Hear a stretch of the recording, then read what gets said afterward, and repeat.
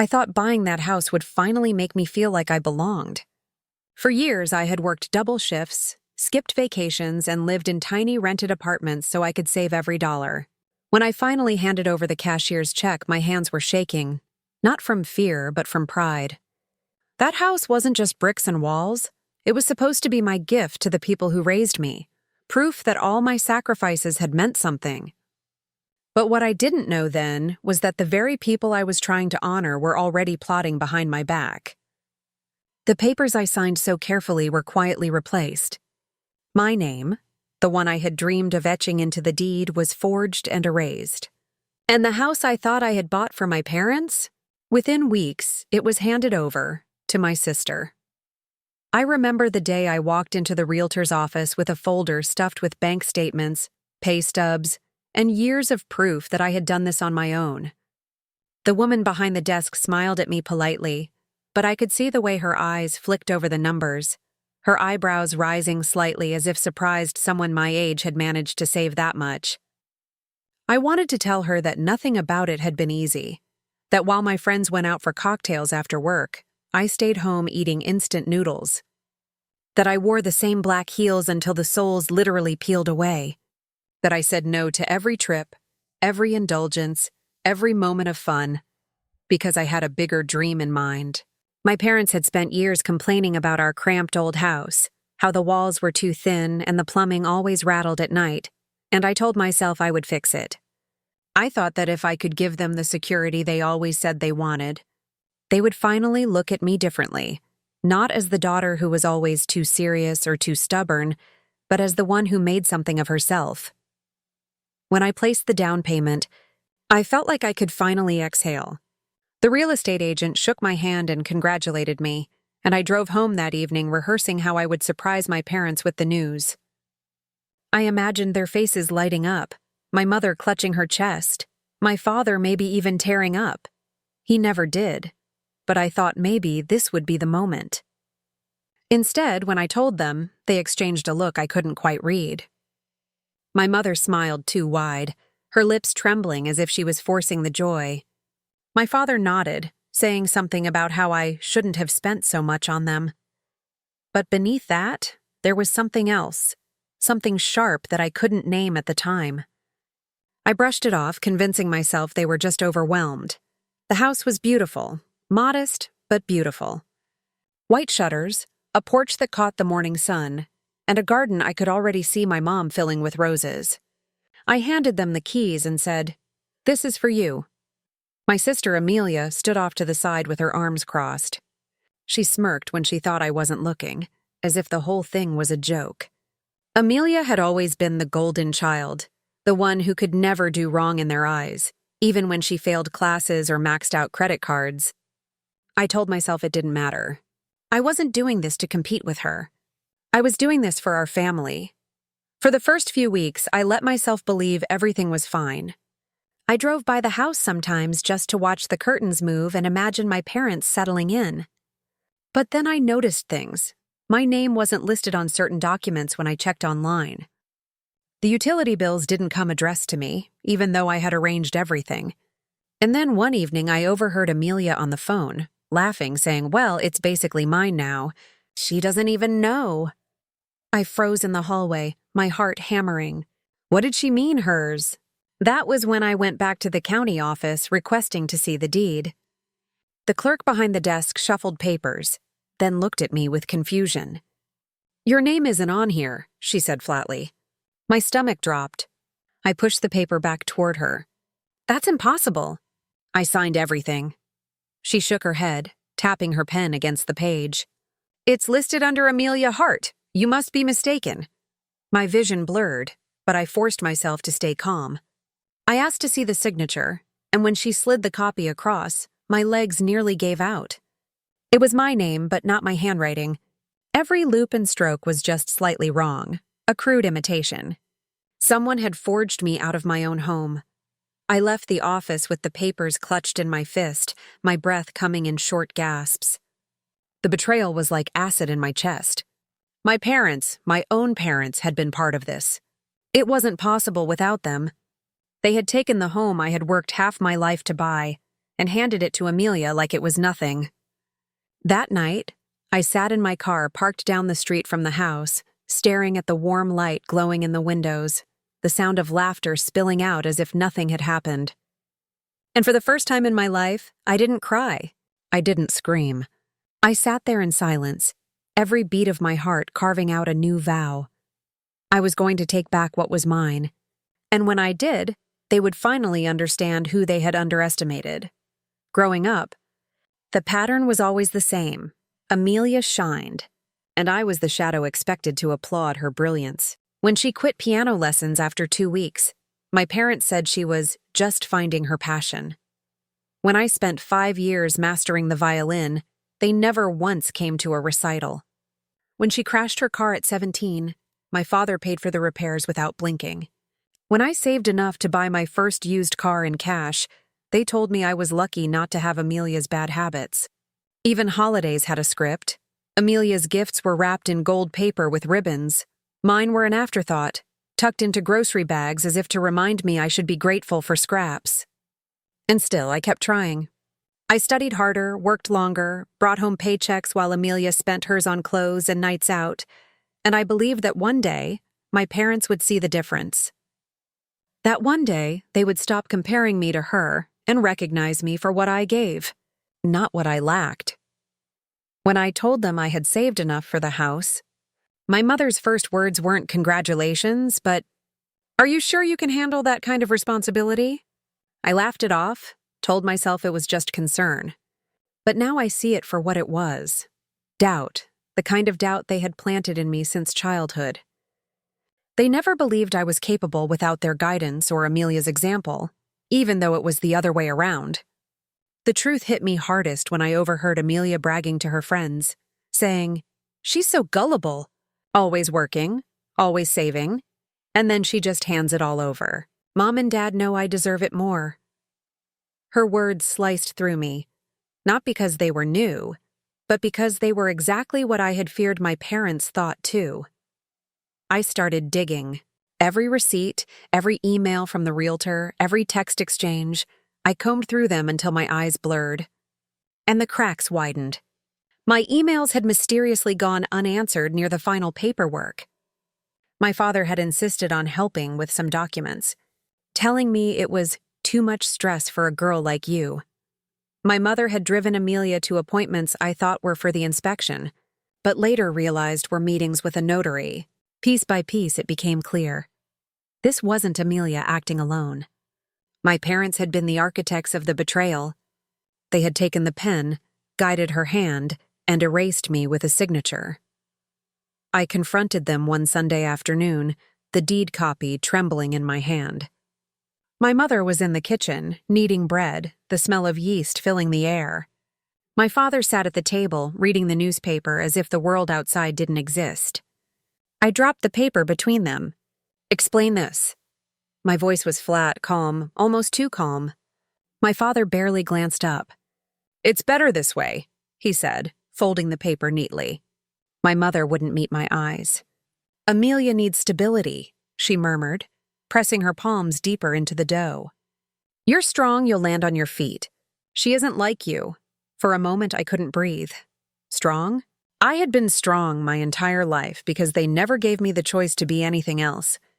Stability? I had built stability out of scraps while Amelia floated on excuses. They spoke of me like I was some endless well of sacrifice, a resource they could drain without consequence. And then the worst part. My father leaned back in his chair and said, "Family shares. Don't make this ugly." That was when something inside me snapped. Family doesn't forge signatures. Family doesn't steal. Family doesn't decide one daughter is worthy and the other is disposable. I looked at them both, their hands busy, their eyes averted, and I realized that I had been an outsider in my own family all along. I walked out without another word, the papers still clutched in my hand. The air outside was sharp, and the sky had turned the color of steel. For the first time in my life, I didn't feel like I needed their approval. I felt something else, something harder, sharper. This wasn't going to be about winning their love anymore. This was going to be about taking back what was mine, legally, financially, and with proof. Amelia could smirk, my parents could lie, but I had the evidence now. And evidence has a way of speaking louder than family ties.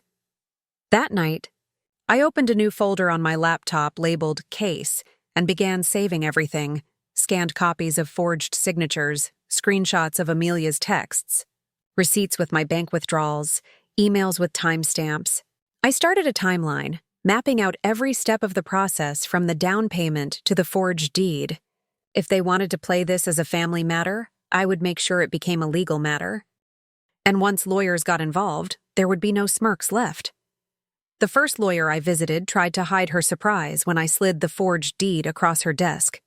She adjusted her glasses, studied the signatures, and then looked at me with a measured calm that told me she was trying to suppress outrage.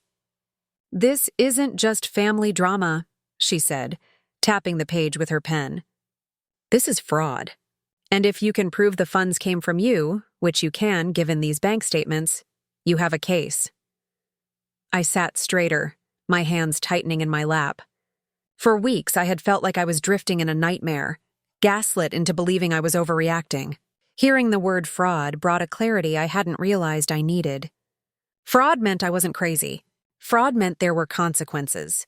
She explained that we could file a civil suit against Amelia, and possibly my parents, challenge the deed, and request an injunction to freeze any attempt to sell or transfer the property further. "It won't be quick," she warned, "but it will be thorough." Walking out of that office, I felt the ground return under my feet. The city noise was sharp in my ears, every honk and footstep alive. I had an action plan now. I wasn't just the discarded daughter anymore. I was the plaintiff. That evening, I sent Amelia a text, short and deliberate. "We need to talk about the house. Tomorrow, my place, 6 p.m. Don't be late." Her reply came minutes later. "Lamau, you're still mad." Fine, that single word, mad, ignited me. Mad implied irrational, emotional, dramatic. No, I wasn't mad. I was prepared. When she arrived the next day, she leaned against my doorway like she owned the world, wearing one of her designer jackets I knew she couldn't afford without credit cards. She tossed her hair and smirked. "So what's this about? Still bitter?" I placed the folder on the table between us and flipped it open to the deed. "This is forgery," I said evenly. "I have proof. And I have legal counsel now." For the first time, her smirk faltered. She tried to laugh it off, waving her hand. "Oh, come on. You're not really going to drag family into court. Mom and Dad did what's best. You'll get over it." I leaned forward, locking my eyes on hers. "No, I won't. And I'm not dragging family into court. You did that the moment you signed my name. This isn't about feelings. This is about theft." She rolled her eyes, but I saw the flicker of fear beneath it, the twitch at the corner of her mouth. "Even if you try, you'll ruin Mom and Dad. You really want that on your conscience?" The manipulation was so familiar it almost made me laugh. I didn't answer her. Instead, I slid across the table a printed letter, notice of pending legal action. Her face drained as she scanned the header, the law firm's name in bold. "You can't be serious," she whispered. "Oh, I'm very serious," I said. "And just so you know, I already filed a request to freeze any further property transfers. Try to sell it and the county clerk will stop you." She slammed the folder shut and stormed out, but not before hissing, "You'll regret this." For once, her threats didn't land. I locked the door behind her and exhaled slowly, the silence heavy but empowering. The next week was a storm. My parents showed up unannounced, my mother crying, my father red with anger. "How could you do this to your sister?" he barked. "You're tearing the family apart." I held the line. "I didn't forge anything. I didn't steal anything. If the family is tearing apart, it's because you chose sides." My mother clutched her chest, whispering about betrayal, about how Amelia was fragile and needed support. I stared at them both, realizing with a painful clarity that I had never been their priority. They weren't protecting Amelia because she was weak. They were protecting her because she was their favorite, and I was their insurance policy. I didn't let them stay long. I told them politely but firmly that any further discussion would go through my attorney. My father's face turned purple, his jaw clenched, but I didn't flinch. When they finally left, slamming the door so hard the frame rattled, I sank onto the couch, shaking but resolute. This was no longer just about a house. This was about drawing a boundary so sharp it could never be crossed again. The lawsuit paperwork was filed within days. Amelia tried calling, then texting, then bombarding me with guilt-laced messages about family and loyalty. I ignored them all. Instead, I spent my evenings building my evidence binder, thickening it with every receipt, every email, every tiny scrap that proved my story. My lawyer told me we had a strong case, and deep down, I knew the court wasn't just going to give me the house back. It was going to strip Amelia of the illusion that she could steal from me without consequence. The summons hit Amelia like a hammer, and I know this because she posted a cryptic message on social media the very same day. Some people would rather destroy family than forgive. Sad. Within hours, my phone lit up with relatives I hadn't heard from in years, demanding explanations. My aunt called me selfish. My cousin left a voicemail telling me to think about Mom's health. It was coordinated, the kind of smear campaign Amelia had always been good at. For every one of them, I had the same answer: ask to see the documents. Not one of them ever did. They didn't want truth. They wanted the story Amelia fed them. Meanwhile, my lawyer pushed forward.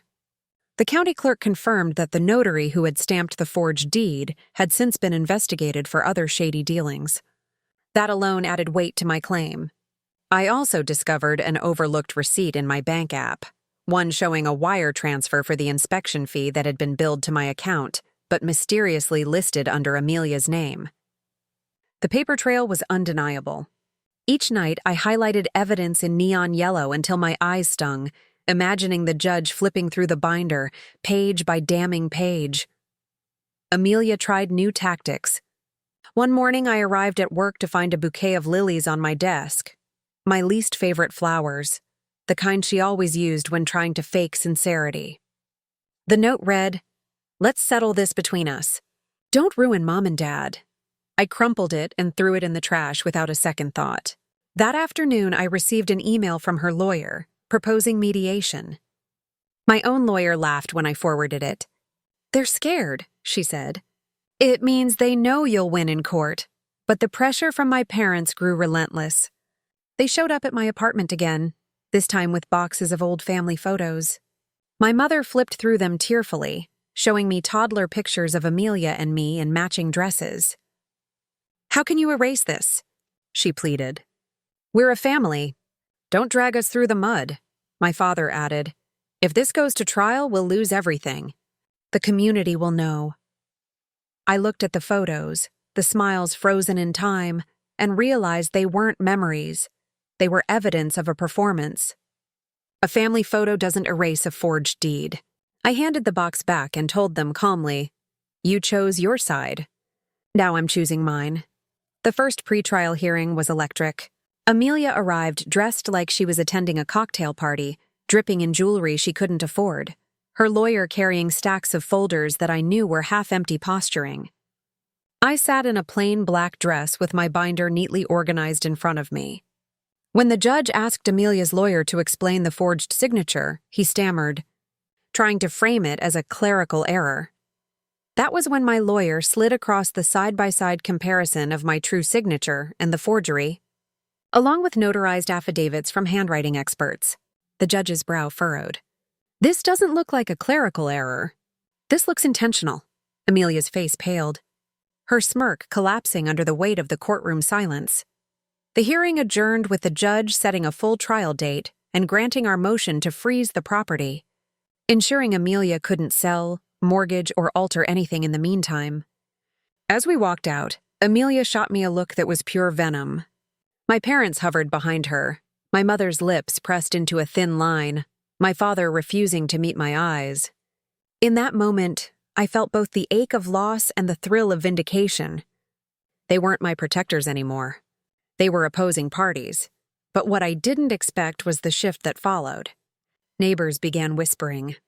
People Amelia had boasted to about her house now looked at her differently. A friend of hers even reached out to me privately, sending screenshots of texts where Amelia admitted she had pulled one over on me with Mom and Dad's help. Those messages became the final nail in the coffin. Every time I added another piece of evidence to my folder, the weight on my chest lifted just a little more. I had started this journey thinking I was alone, but as the case built momentum, I realized I had something Amelia would never have: the truth. Written in ink and sealed in law. And truth, unlike family loyalty, doesn't bend. It holds. The trial itself felt less like a family matter and more like surgery. Every secret, every ugly truth sliced open under the courtroom lights. The gallery was half full of relatives who had taken Amelia's side, whispering behind their hands as if I were some heartless traitor. I kept my eyes forward. My lawyer had prepped me for everything: direct examination, cross, even the tricks Amelia's attorney would use to try to rattle me. Still, nothing could fully prepare me for watching my parents take the stand against me. My mother was first. She dabbed her eyes with a handkerchief and spoke in a trembling voice about how confused I had been. How she and my father had helped Amelia manage the process because Isabella was overwhelmed. The courtroom buzzed, but my lawyer rose smoothly, producing receipts, emails, and inspection notes all in my name. Overwhelmed? She asked. Then why was it Ms. Hart who paid every fee, signed every initial document, and wired the down payment? My mother faltered, her lips tightening. We thought it was for the best, she whispered. My lawyer pressed harder. Best for who? Certainly not for my client, who was erased from her own purchase. Then came my father. He was stone-faced, arms crossed as if defiance alone could shield him from perjury. He insisted he believed Amelia had been the rightful owner, that the forgery was a misunderstanding. Again, my lawyer produced the evidence. A notarized expert comparison of my signature against the forged one. Are you suggesting your daughter signed this when every independent expert has concluded otherwise? Silence. My father's jaw clenched, and for the first time, his certainty cracked. When Amelia took the stand, the room shifted. She wore her favorite emerald dress, her hair styled like she was there for a magazine shoot. She tried to charm the jury with smiles, painting herself as the innocent younger sister who had been gifted the home by our parents. But under cross-examination, her mask slipped. My lawyer presented the text messages her own friend had provided, the ones where she bragged about how gullible I was. Amelia stammered, tried to dismiss them as jokes. The judge raised an eyebrow. Forgery isn't a joke, Ms. Hart, nor is theft.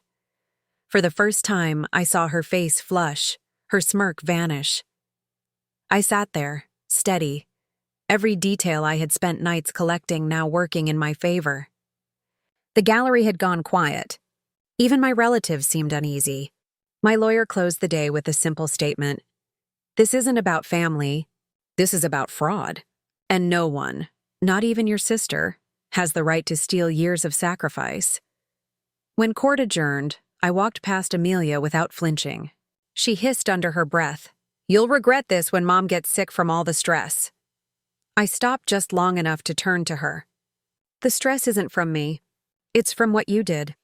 Don't ever forget that. Her eyes darted away, and for the first time in my life, she had no comeback. The next phase would be the verdict. And though my stomach twisted with nerves, I knew the tide had shifted. The evidence was airtight. The truth was on my side. And Amelia, for all her scheming, was standing on a crumbling foundation. The day of the verdict, I woke before dawn. My hands were cold, even under the blanket, and I kept replaying every moment in my head. The forged signature, the texts, the hearings, the faces of my parents when they looked at me as if I were the enemy. By the time I walked into the courthouse, my legs felt like stone, but I held my binder against my chest like armor. The judge entered, the room hushed, and in a few clipped sentences my world shifted. Based on the evidence presented, this court rules in favor of the plaintiff, Isabella Hart. The deed is hereby voided due to fraud. Legal ownership of the property is restored to Ms. Hart, effective immediately. For a second, the words didn't register. Then they hit like a wave. I had won. The house was mine again. The air felt lighter, the walls seemed wider, even the fluorescent lights didn't sting so much. My lawyer squeezed my hand, whispering, "You did it." I looked over at Amelia. Her face was ashen, her fists balled in her lap. My mother covered her mouth with both hands, shaking her head as if tragedy had struck. My father leaned back in his chair, jaw tight, refusing to look at me. The silence from their side of the room was louder than any outburst could have been. But the ruling didn't stop there. The judge ordered Amelia to pay restitution for certain costs I had incurred: inspection fees, legal expenses, even the down payment interest. Her lawyer tried to argue hardship, painting her as financially vulnerable, but the judge was firm. "Consequences follow actions," he said, his gavel striking like thunder. Amelia's face crumpled, tears spilling for the first time, not from remorse but from humiliation. As I walked out of the courthouse, the same relatives who had scolded me days earlier avoided my eyes. No one called me selfish now. No one asked me to forgive. They melted away, embarrassed by the truth they'd tried so hard to ignore. And I realized something then. I hadn't just won a house. I had won freedom from the endless cycle of being the scapegoat, the workhorse, the daughter who was supposed to accept crumbs while Amelia feasted. That evening, I drove to the house. My house. The porch light glowed against the twilight, the white shutters exactly as I remembered them. For a moment, I sat in the car, staring at the front door, thinking of the laughter I had once overheard inside when I was parked down the street, locked out of what I had paid for. This time, I walked up the steps, keys jingling in my hand, and opened the door. The air smelled like dust and betrayal, but beneath it was something new, possibility. Still, the victory was not without weight. My parents had left me a voicemail, my mother's voice trembling, begging me to reconsider, saying I had ruined Amelia's future. I didn't delete it. I saved it, because it was proof of something I had finally accepted. In their eyes, Amelia would always come first, no matter what she did. And I was never truly their daughter, only their safety net. That hurt more than I could admit, but it also set me free. I wasn't naive enough to think this was the end. Amelia had always been cunning, and my parents had always enabled her. They would try again, through guilt, through whispers, through any means they could. But now, I wasn't the same woman who walked into the realtor's office trembling with pride. I was someone who had been erased and clawed her way back into existence with proof, persistence, and the truth. And I knew this. No one would ever forge my name again. Amelia's downfall was slower than I expected, but once it started, it spread like wildfire. The restitution order crushed her finances. Creditors came knocking, the designer handbags she once flaunted disappeared from her arm, and whispers about her reputation seeped through every corner of our community. Friends she bragged to about her house distanced themselves. Invitations stopped. The same cousin who had scolded me weeks earlier now muttered at a family gathering that Amelia had brought shame on everyone. I didn't gloat. I didn't need to. Watching her facade crumble was enough. My parents, though, clung to denial. They told anyone who would listen that the court was wrong, that the judge had misunderstood. But people weren't fooled. Neighbors stopped waving at them on the street. Old friends at church shifted to other pews. Their social armor cracked, leaving them exposed, humiliated. Instead of admitting what they had done, they doubled down, painting me as ungrateful. Yet every time they tried to spin the story, someone asked the same simple question: then why did the court rule against you? They never had an answer. Meanwhile, I poured myself into the house. Each room became a declaration that this place was mine, not Amelia's, not my parents'. I painted the walls, planted roses in the garden just as I had imagined years ago, replaced the furniture with pieces that reflected me, not the family image my mother clung to. Every nail I hammered in, every box I unpacked, felt like stitching myself back together. But freedom has its price. My parents stopped calling except for the occasional message meant to guilt me. "Your sister is suffering," one text read. "She's drowning in debt and depression. This isn't what family does." I stared at the words, my chest tightening, then deleted the message. No reply. It wasn't my job to rescue Amelia anymore. For once in my life, I wasn't going to play the role of fixer. Then one evening, as I was locking up after a long day of unpacking, I noticed a car idling across the street. Its headlights were off, but I knew the silhouette instantly, Amelia's. She sat there for almost 20 minutes, unmoving, her face just a pale oval in the dark. Finally, she drove off, tires screeching. The next morning, I found a note tucked into my mailbox. This isn't over. No signature, but I didn't need one. Instead of fear, I felt a strange calm. She could lurk, threaten, whisper, but the law had spoken.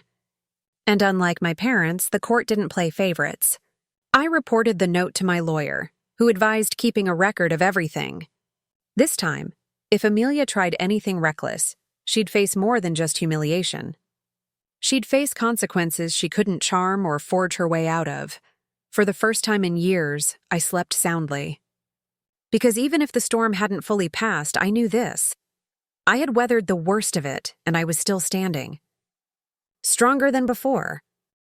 Amelia's desperation only grew darker once the reality of debt and isolation sank in. She started showing up at places she knew I frequented. My favorite cafe, the grocery store, even the parking lot at my office. Always at a distance, never speaking, but her presence lingered like a shadow. One night, I returned home to find my garden trampled, roses uprooted and tossed aside like weeds. My first instinct was rage, but then I realized it was her final weapon, chaos. If she couldn't win in court, if she couldn't have the house, she would try to taint it, to make me feel unsafe in my own space. I refused to let her. I installed cameras, changed locks, and documented every incident. When I turned the footage over to my lawyer and the police, Amelia was served with a restraining order. The humiliation deepened. Her freedom to lash out was now legally chained. My parents, of course, blamed me.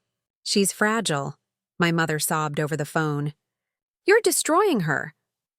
I stayed silent for a long time before answering. No, she destroyed herself the day she forged my name. And then I hung up. That was the last time I picked up their calls. While Amelia spiraled, I began to rebuild. Not just the house, but myself. I started hosting small dinners with friends who had stood by me, filling the once empty rooms with laughter that belonged to me, not stolen memories. I joined a community group, volunteered at a shelter on weekends, and slowly, the house transformed from a monument of betrayal into a sanctuary of independence. For the first time in my life, I felt the weight of expectation lift. But the true turning point came months later, when a letter arrived from my parents. It wasn't an apology. It wasn't even acknowledgement. It was a plea. Amelia has no place to stay. Please let her live in the house with you until she gets back on her feet. I laughed, a sound sharp and bitter, because it proved everything I had always known. They saw me as a resource, not a daughter. I didn't reply. I shredded the letter, tossed the pieces into the trash, and felt a strange, liberating lightness. That evening, I stood on the porch as the sun set, the air warm and golden. I thought back to the trembling girl who had first signed those papers, believing she was buying love along with a house. That girl no longer existed. I wasn't their scapegoat anymore. I wasn't the sister in the shadows. I was the woman who had faced betrayal, dragged it into the light, and survived. Amelia had her downfall. My parents had their shame, and I had my house, my peace, and something none of them could ever forge, my freedom. Weeks turned into months, and by then the house no longer felt haunted by betrayal. It felt entirely mine. I repainted Amelia's old room, turning it into a study with bookshelves I built myself, each one lined with case files and binders, reminders of what I had fought through. My friends joked that it looked like a lawyer's office, but to me it was more than decor. It was a monument to persistence. Still, the ripples of the case spread further than I expected. At family gatherings I chose not to attend, Amelia was whispered about like a cautionary tale. Some relatives who once called me selfish now spoke in hushed tones about her debt collectors, about how she had been forced to sell off jewelry and handbags just to keep the lights on. My parents, I heard, had mortgaged their retirement savings to cover some of her bills. And still, they blamed me.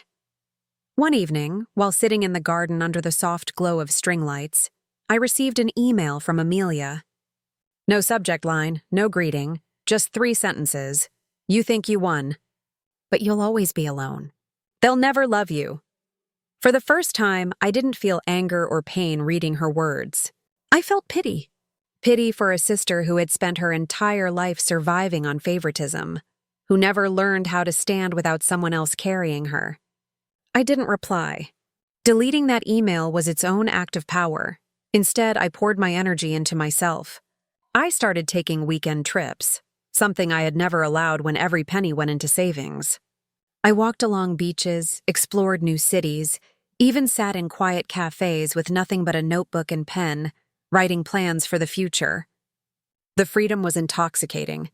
And in that quiet, I realized the deepest revenge wasn't the house, or the court victory, or even Amelia's downfall. It was the life I was building without them, a life where their voices no longer dictated my worth. But there were moments that tested me. I ran into my father at the grocery store once. He stood in the aisle staring at a can of beans, as if the weight of the world rested in his hand. When he saw me, his face hardened, but behind the steel I glimpsed something else. Regret, maybe even fear. He didn't speak. Neither did I. We simply passed each other like strangers. That silence was heavier than any argument could have been. I had expected the victory to feel loud, triumphant. Instead, it was quiet. It was in the roses blooming again in my garden. It was in the steady paycheck going toward travel instead of endless sacrifice. It was in my laughter with friends who chose me, not out of obligation, but out of love. That quiet was my revenge. The letter came in spring, delivered by certified mail, thick enough to feel heavy in my hands. I almost didn't open it, but curiosity tugged. Inside was a plea written in my mother's shaky cursive. Pages of apologies that weren't really apologies. Paragraphs insisting they never meant harm, that Amelia had been misguided, that surely now was the time to put this all behind us. At the end was the real request. They wanted me to transfer the deed into a shared family trust so Amelia wouldn't feel excluded. I read it twice, the absurdity of it sinking in like a slow poison. They still believed I could be guilted back into the role I had played my whole life, the provider, the fixer, the one who gave while Amelia took. For a moment, the old reflex kicked in. I imagined folding, sacrificing again, just to quiet the storm. But then, I looked around my living room, at the walls I had painted with my own hands, the framed travel photos from places I had finally allowed myself to see, the roses I had coaxed back to life in the garden. This was mine. Not because a judge said so, not because a lawyer argued it. It was mine because I had earned it, piece by piece, year by year. I tore the letter into strips, dropped them into the trash, and felt a strange, satisfying stillness settle over me. A week later, Amelia showed up in person. She waited on the porch, arms crossed, her eyes sunken and ringed with exhaustion. The sparkle she once wore like armor was gone.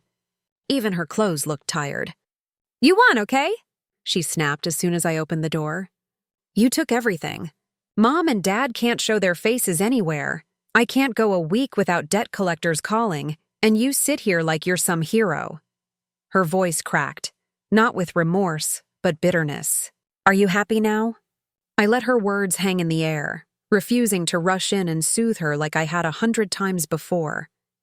Finally, I answered, "I'm not happy you're suffering, but I am happy I stopped you from destroying me. There's a difference." She flinched, as if the calm in my tone hurt more than anger ever could. "We're family," she tried one last time, her voice almost pleading.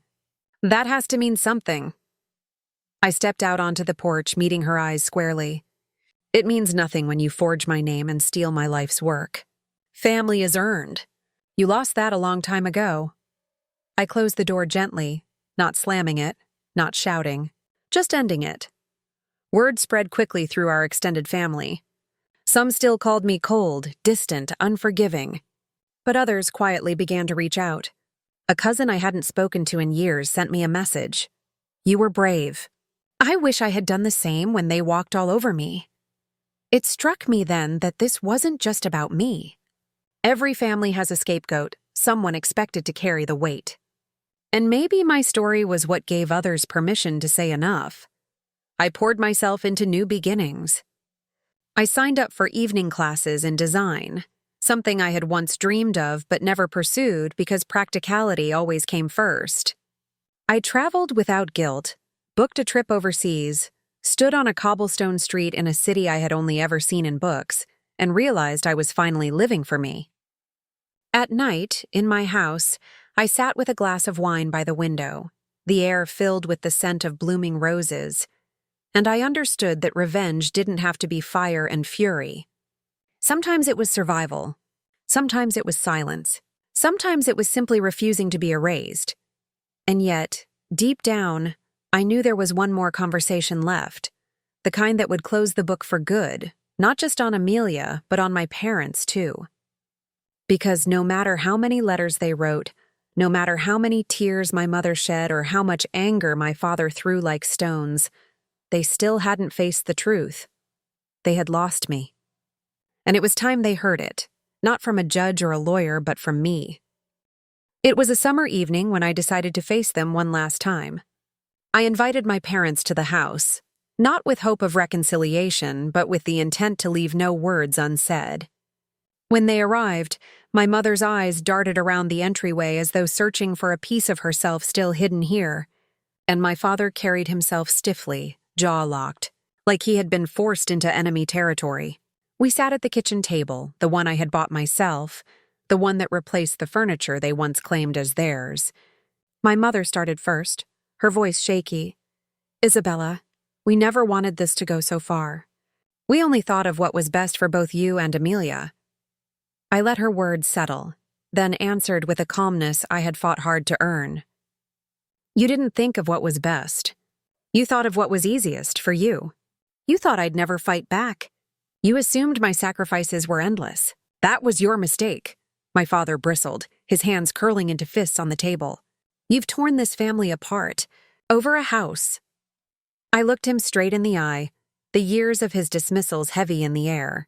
"No! You tore this family apart when you chose to betray the daughter who gave everything for you. The house was just the knife you used." His face tightened, but he didn't speak again. My mother wept silently, whispering Amelia's name as though it were a prayer. I waited until the tears subsided before delivering the final blow. "You need to understand this. There is no trust left. There is no coming back. From this moment on, you have no claim on me, my life, or this house. Whatever happens to Amelia is not my burden. You chose her. Now you live with that choice." Silence filled the room, heavier than any argument could have been. My mother's sobs turned to quiet shivers, and my father finally stood, his chair scraping against the floor. Without a word, they left. The door closed softly behind them, and with it, decades of trying to earn their love. I didn't chase after them. I didn't cry. I simply walked to the window, watching their figures retreat down the driveway, smaller and smaller until the night swallowed them whole. For the first time in my life, I felt no pull to follow. That night, I sat on the porch with a cup of tea, the warm air humming with crickets, the roses swaying in the breeze. The house glowed behind me, not as a symbol of sacrifice anymore, but of survival, of boundaries that would never again be crossed. I realized then that my revenge hadn't been the court victory, the restitution, or even Amelia's collapse. My revenge was this peace, this freedom, this unshakable knowledge that I had chosen myself over their lies. I no longer needed their approval. I no longer feared their judgment. I was free. And as I sat there, the stars stretching across the sky, I whispered to myself the truth I had earned with blood, years, and unrelenting will. Family is not the people who share your name. It is the people who respect it. So tell me, did I go too far or not far enough? What would you have done if it were your name they tried to erase?